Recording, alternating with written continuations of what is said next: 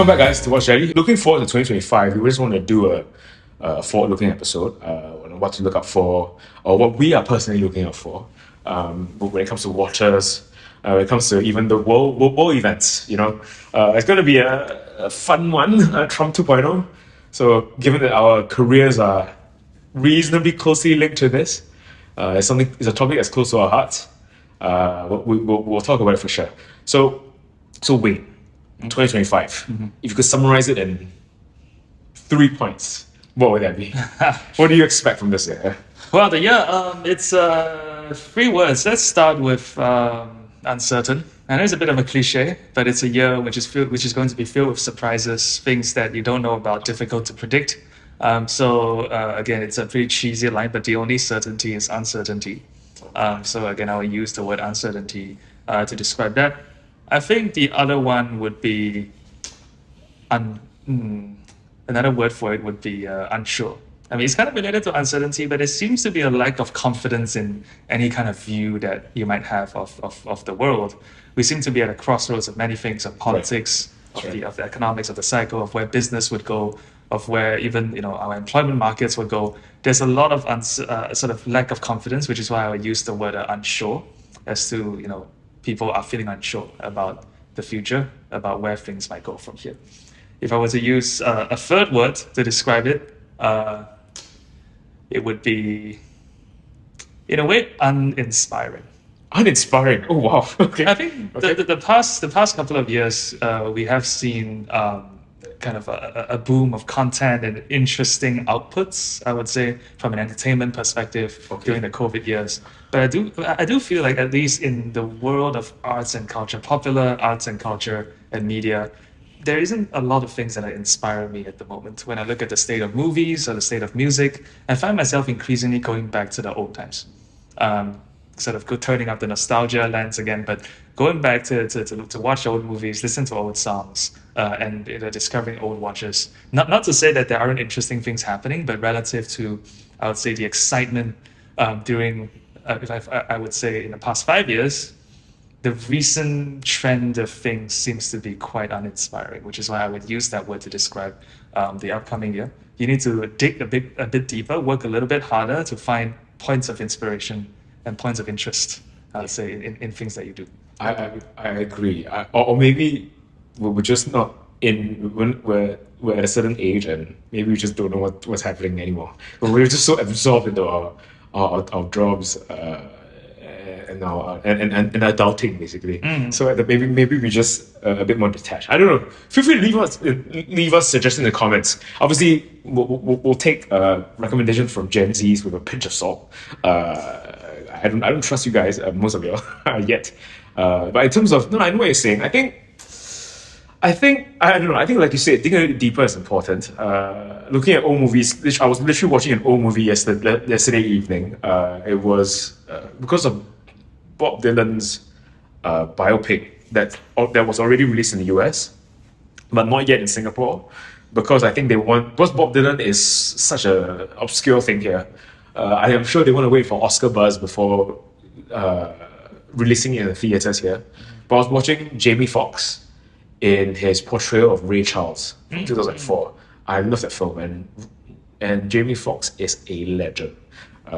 I think Jamie Foxx, Donald Glover, Charles Gambino, these two guys, they do stand-up, they do acting, they do singing / rapping, and they make their own music as well. They write music. These two guys are people that I really enjoy watch perform. So something for you guys, for you Gen Zs who don't know, the movie Ray is from 2004 while you're still in diapers, and it's a really good film. So make sure you're 18 before watching it. Excellent music too, but yeah, Ray Charles. I may or may not have a Ray Charles album, a vinyl record up here. May or may not, I can't remember. So so great. So 2025, I think, as you said, I agree. Relatively uncertain. Literally nothing in life is guaranteed. So who knows? Hopefully, I'll still have a job in a year's time. And also, I think 2025 I think the uncertainty is concerning. But I think if we're well prepared for it, I would say uncertainty brings about some level of excitement. And if we're bold enough and we're well postured to take on certain risks, I think it may prove to be an exciting year. It may. It may. So we'll have to see about that. Yeah. Yeah, it's, I would say fortune favors the bold, to use another cheesy line. So it's about being. No pun. No, not crypto.com. Oh, no, not Mr. Matt Damon telling me to buy crypto. So it's more about being kind of ready for any opportunity, any major dislocations that could happen, regardless, be it in the markets or be it in one's life, career. It's about being ready for those moments. To throw in more cheese, the harder you work, the luckier you get. That's something I do believe in. I agree. So that's something to keep in mind. I agree. This guy works his ass off. By the way, I'm not sure if I have the same stamina, but I will try. I will try. Yeah. So I think in 2025. So this is still a watch podcast after all, a channel after all. So it's January 2025. So I suppose you have many trips, travels overseas planned as well. I think you shared earlier. So with me, what do you think? Watch brands or certain models or certain pieces that you'll be looking out for this year in 2025? Yes, for sure. So 2025, again, one of the few bright spots in life is looking forward to planned travel, trips, vacations, and two places will feature quite prominently on my itinerary this year. One would be, as some viewers might know, Japan. It continues. I did go multiple times over the past couple of years. 2024 was a big one, and I expect 2025 to be no different. But again, it's not just the usual spots in Japan. I have been spending time reconnecting a bit more with nature, exploring places outside of the big cities, and I can I do assure you that there are a lot more gems outside of the usual spots, outside of the major cities, away from the over tourism. There are plenty of gems to be found. Yeah, Singaporeans. This is. I mean, we're Singaporeans as well, but we're telling Singaporeans and whatnot. Don't just go to Tokyo and Osaka and Kyoto. It's a big country and there's a lot to see. However, when it comes to what's on my radar for watches, is a bit of back to the classics for me. The Grand Seiko Shimbun, the cherry blossom dial, the one that came out a few years ago. I think the reference is the SPGA 413. That has always captured the imagination. The whole reason I got into watches to begin with was because of the snowflake dial that I saw at a shop many years ago before I made my first purchase. The gap between seeing the dial and owning it was somewhere like 7 years. Okay. Yes, it was a long time. It was a long time. We can get into that story another day. But when it comes to the Shimbun, first laid eyes upon it a few years ago, stayed with me ever since. It's always there, tempting me whenever I walk in to check out to a Seiko or Grand Seiko shop. And this year might be the year that I pull the trigger. I'm not too sure, but I have been paying a bit more attention to that. And that dial is there's nothing quite like it. It's unique. It's beautiful. In a way, it's a bit daring. A pink dial. In a world where usually you see blacks and blues in the office, something pink and shiny could be quite a bold statement. So that is definitely on my radar. To be fair, it's a relatively fainter pink. Yes. And it's very textured. Right? So I think everyone will know. I've seen a few grown men pull it off. So I think it'll be fine. It'll be fine. I don't know. I mean, for a few years now, I've been looking at independence. Because I think I don't know. With most things in life, like music, movies, once you spend a few years, digging very deeply into the mainstream stuff, and then once you are more in tune with what people like, the general masses like, you just tend to find like I don't know. I just tend to like, oh, this is so oversubscribed to the point where maybe let's just not be too. Let's not be a commoner. Too much of a commoner. If you are able to appreciate certain things, let's move more into the niche and obscure space. I think music, I've trended in that direction quite a bit. Movies as well. I think for watches, I just went to the I Am Watch event by Hourglass. This is a plug. Hourglass please collab. And I really enjoyed the event, seeing all the brands out there. I mean, we already heard of those brands, but seeing them up close was extremely fun. Handling watches that cost $250,000 and up, from MB&F, seeing Ressence, seeing FP Jones, not just by the watch brands themselves, but by the people who have attended. I thought, wow, I didn't expect Singapore to have such a vibrant community when it comes to independent watches. And obviously, these guys are loaded, right? I mean, Singapore, obviously, it's a billionaire town, multi-millionaire town. So I don't know. I've been wanting to get my hands on an MB&F for a while. The only problem is the prices are very. I'm not helping. I would say. So I'm not sure if I should look at the secondary market for a used piece that maybe is 30-40% below retail, or if I should just continue to grind and wait for the right time to buy something nice. I don't know. I generally am torn. I'm not sure.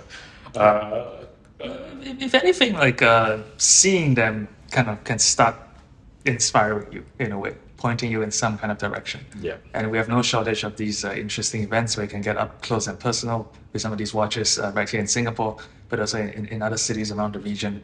But it is an interesting, it's always a joy to see these things in person, right? Like seeing a picture online is a completely different experience from seeing these pieces in person. In the wild.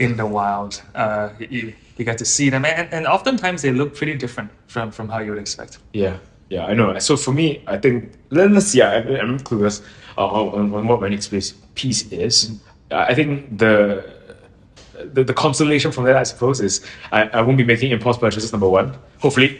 Number two, I'm just let's just say, well, I'm waiting for the watch brands in general to provide shock and awe to the point where I'm willing to shell out dough to buy one. We'll see. So yeah. So anything else you're looking at in terms of 2025? Or? Yeah. So back to the point on travel. Another big feature on my itinerary for the year would be Switzerland. For the first time, I've never actually been to Switzerland. Okay. It is to attend a friend's wedding. Also many weddings in the past couple of years. We're at that age. So we'll be spending a few days in Geneva, in and around Geneva, and obviously Switzerland, the spiritual home of watchmaking and the current sort of mecca of watchmaking. Yep. There's a lot to see there, so a lot to explore with the history of some of the brands, the watch culture. So I hope to absorb a little bit more of that. And speaking of Swiss watches, again, I made a couple of Swiss acquisitions over the past year. Nice. And one name that has sort of popped up on my radar more frequently is Vacheron Constantin. Nice. And the thing that caught my eye first was the gold 222, which famously Brad Pitt wore, even though he's the ambassador for another brand.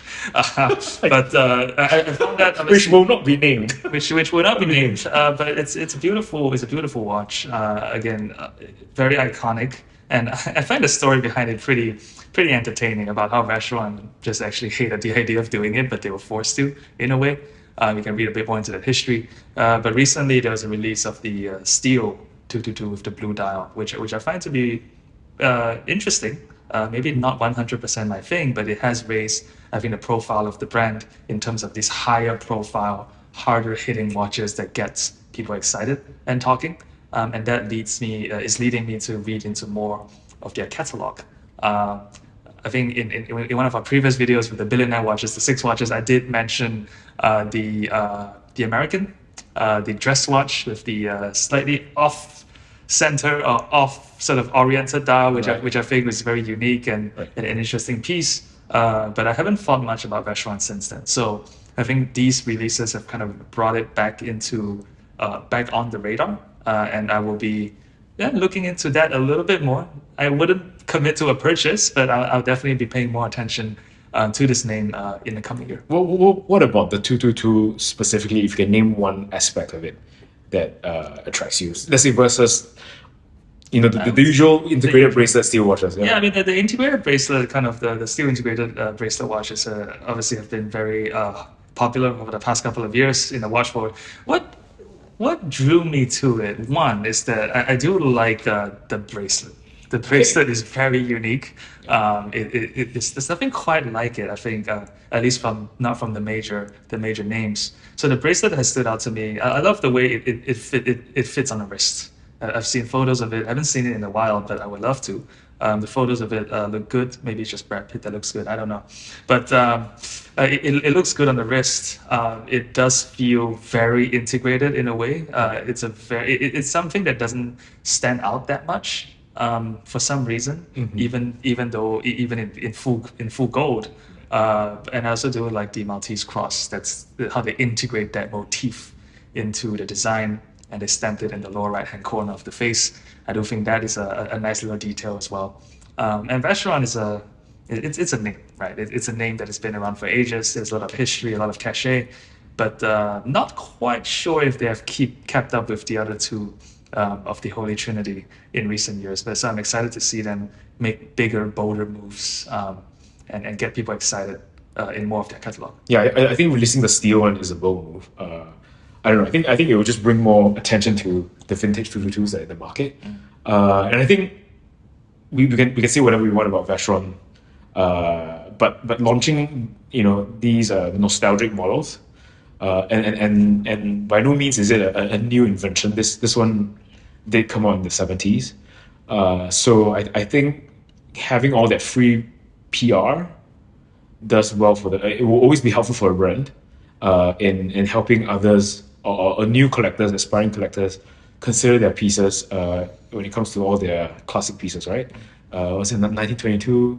Is it 1922? And also all if you're of certain financial status, the Conde Vaches, which are excellent pieces as well. So I think, yeah, kudos to Vacheron. I mean, it only took them 5 years to get there, but sure. But I'm glad they're there. That could be said about my career as well. Better late than never. Yeah, that could be said about my career as well. It only took me 5 years. Anyway, if I were to look at another piece for 2025, I'm literally drawing a blank here. I don't know, maybe I've gotten so mainstream or I've gotten so out of it that I don't know what to look at. But I think I have to say one purchase last year that sort of got me out of the blue was the Christopher Ward Bel Canto. That one I think was a surprise. I mean, who gave two shits about Christopher Ward? But I thought the Bel Canto was something very, very unique, and then the price point was unmissable. So I actually bought the Bel Canto at 23. So hopefully, independent brands out there, micro brands out there will continue to surprise us in terms of sudden releases that we didn't know that we needed or wanted, and I think that will likely be or that will likely steer what I'll be looking at this year, and yeah, hopefully again no impulse purchases because that one is bad. I mean, Ming has been on a roll recently as well. They've released quite a few nice pieces, but nothing too compelling at this point, because I just got mine a year and a half ago. So I'm not sure if I'm willing to buy another Ming, at least not yet. But we'll see. We'll see. Maybe Resins, I don't know. Yeah. So Wayne, maybe just to run off this year, 2025, what do you think will be the greatest personal challenge for you before we round this up? I don't know. It's something that you want to talk about. Again, at risk of sounding cliched, I think it's a year of focusing on wellness. I think the past few years have taken a toll physically, in terms of work, mentally in terms of work, in terms of having to deal with just everything moving so quickly and having many things to deal with all at the same time. So I think a step back from the pace of everything and a focus on wellness, that's a big challenge, easier said than done. I think many people start off the year with that in mind, but they fail to achieve that. But if we take small but measurable steps towards improving your wellness, taking care of yourself, your mind and your body, I think that is a big challenge, but an exciting one for the year. I agree. Absolutely agree. I think personal challenges wise, I think this year will be challenging. Just from literally, as you say, I think wellness is a really nice word in terms of managing stress, managing how hard you work, and your hours, taking on too much, biting off more than you can chew. I think what's also important is, okay, I mean, so everyone has expectations in life. I think recently we've been reminded of how expectations can go a bit too crazy. Therefore, not having realistic expectations can be the thief of joy. So joy is a bit of a vague concept, but I think a few ways that we can help get ourselves more joyful and joyous is to appreciate the small things. Sometimes people can be so caught up with lofty expectations, sometimes unrealistic expectations, and then you lose yourself in going for a certain number. Is that too soon? Going for a certain number or certain metrics in life, and then once you don't hit them, you sort of dwell in despair, or you start getting vindictive and pissed off. It's important to look at what you have, and also just enjoy the journey a bit more. I think that's important, which is why I always give thanks to my colleagues who I collaborate well with. Sometimes measure our work with money, which can be toxic, I think. So the idea is, how do you then enjoy the process as well, and then also at the same time in your personal lives, not lose track of what's important. So I think that's key. So on a very somber, mature note, Adulting note. Adulting 101, or in this case 201, a more spiritual type of adulting, we will end this episode. Thank you, Wayne. Thank you everyone for watching. So if you have any watches that you're looking for in 2025, or certain things you're expecting or looking forward to in 2025, please feel free to add them in the comment section. We might address it in a later episode in the mid-year mark. Who knows? And if you wanna troll us, feel free to troll us as well. Happy to take that on. Yeah. So thank you all. Thank you, Wayne, for coming today. Again, very appreciative. I hope you have a fantastic year ahead. Same to you, Alvin. And look forward to being here in your improved space in the coming months. That's a bit of more stress on me, making more content. Hopefully good content. And I hope we both are, as you say, wellness and have a more joyous 2025 and on. So thank you guys for watching. Same to you as well. I wish the same to you as well. So don't forget to keep watching each other, guys. Cheers. Alvin signing out. Bye.